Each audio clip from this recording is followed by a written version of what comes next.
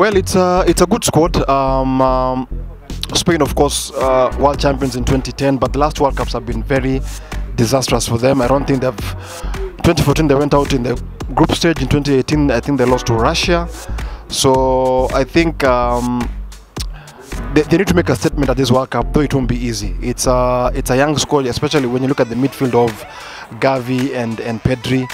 And I don't know how William Njuguna will play his front line. Will he go for a striker or will he go for a false nine? So I tend to think it's a good squad, but I think there are the limitations to that Spanish squad. Unai Simon, I think, is the keeper, and we saw the howlers they did at the Euros.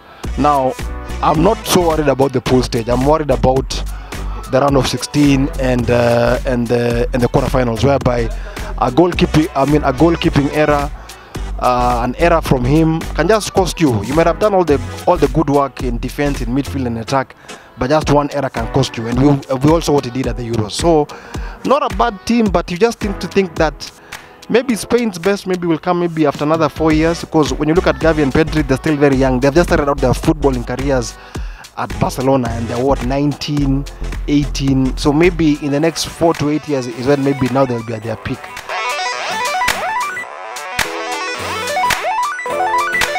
Wow, that's a tough one, man.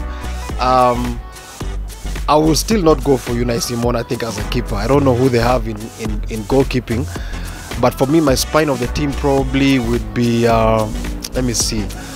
Of course, Carlos Busquets has to start in that midfield. Gavi and Pedri, Olmo, Asensio, Ferran Torres. I think in defense, probably Jordi Alba, and I don't know who the right backs are, but I think the players I've mentioned are probably certainties for me in my first 11 for the Spanish team.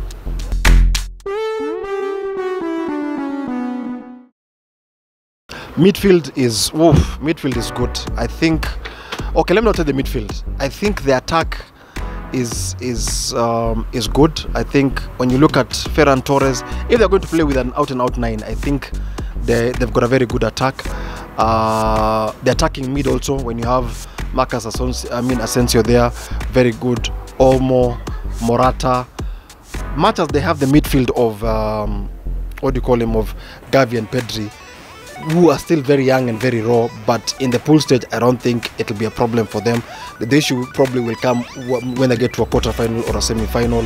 That, for me, the attacking mid and the attack there, I think is equally good. They have got a similar problem to what the French have in midfield. Very young, very good players, but I just think this tournament has come a little bit early for them.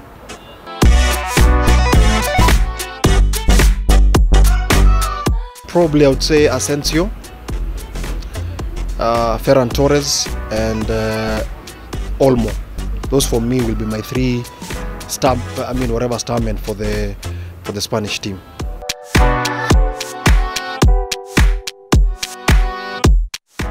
I think I'd go for 2, though I know people are going to come for my neck. But Sergio Ramos, I think, would have been a very good player for them in defense.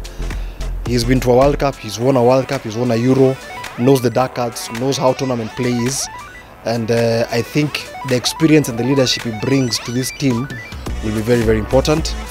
I think also in midfield, Thiago Alcantara, much as he's had an injury-plagued 2 years for Liverpool, I still think would have been very cool because he also brings a lot of experience. But going also without them, and also let me add one. David De Gea of Manchester United brings a lot of calmness, reflex saves, leadership.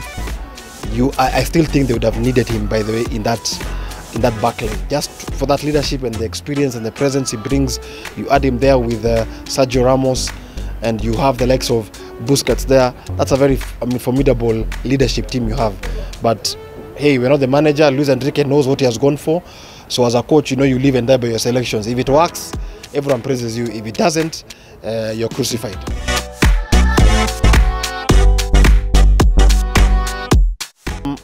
I think I'll go for Serbia in this one.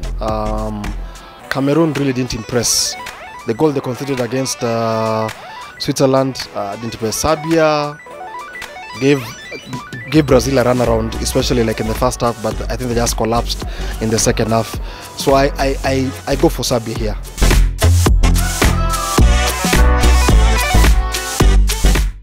Let me be African in this one. Let me go for Ghana. They're the only African team who have scored goals in this tournament. A little bit of more defensive solidity. I think they can pick a win in this one. I think they can.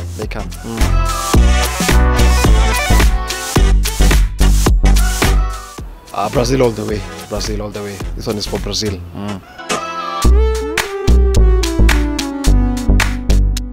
I think I'll go for a draw.